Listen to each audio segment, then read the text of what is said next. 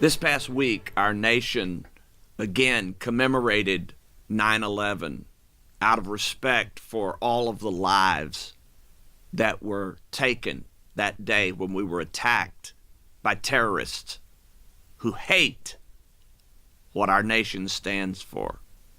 Hate us. Hated us enough to give their lives in order to kill Americans. As I watched those planes fly into the World Trade Center, I was stunned in disbelief. Because, we were born with something I refer to it as the self-preservation instinct. It's what makes you pull away your hand when you touch a hot stove. You just pull it away. Why? Because pain is part of your self-preservation instinct. Pain tells your nerves, tells your body, something's wrong. You got to change our situation because something ain't right.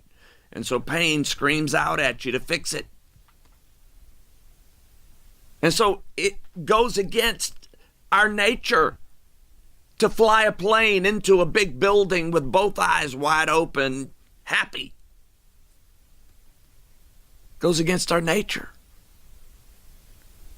These people had to overcome that self-preservation instinct. And suddenly I was reminded, when you're willing to die for something, it's harder to stop you.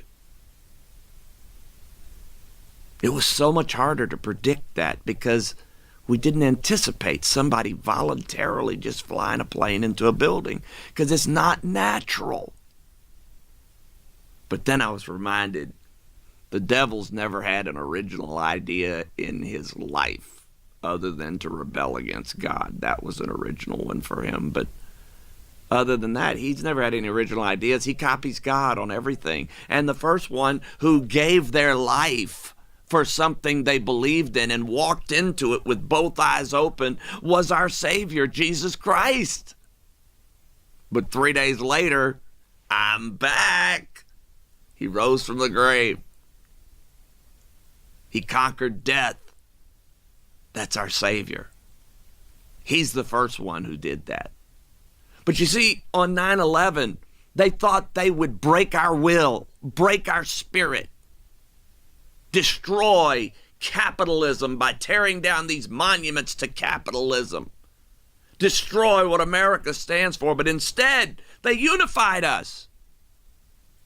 By nightfall that day, you could not buy an American flag in any store in America because they were sold out. Everybody wanted to be known as Americans. We were no longer Republican or Democrat or white or black or Asian or Hispanic or Indian or anything else. We were Americans. They united us. Your enemy can do in one day what your friend could not do in a lifetime. And these terrorists thought they were going to defeat us and destroy us, but instead, we woke up and we came together as one, and we became one nation under God. Church attendance swelled after 9/11 all over America. Why? People knew that they were no longer ready to argue about whether under God should be in the Pledge of Allegiance. They wanted us to be one nation under God. We recognized that we needed to be in unity and that we needed God. Those terrorists brought that about. And it reminded me of a verse that's one of my favorite verses in the entire Bible. It's found in the book of Exodus, and it was written about the Jews when they were enslaved in Egypt. And it said, the more they afflicted them, the more they multiplied and grew. What tries to destroy us can actually strengthen and unify us. And as they try to persecute us, we can become stronger. The more they afflicted them, the more they multiplied and grew. I want to give you a message that I preached based on the life of the youngest king that Israel ever had, Josiah, who became king at age 8. When he was 18 years old, he turned an entire nation to God. In fact, after his death, God said that no king before or after him had ever sought after God like he did. What caused this young man to be transformed into such a mighty man of God? He learned his destiny. I want you to have this message so you will be inspired to find God's destiny for your life.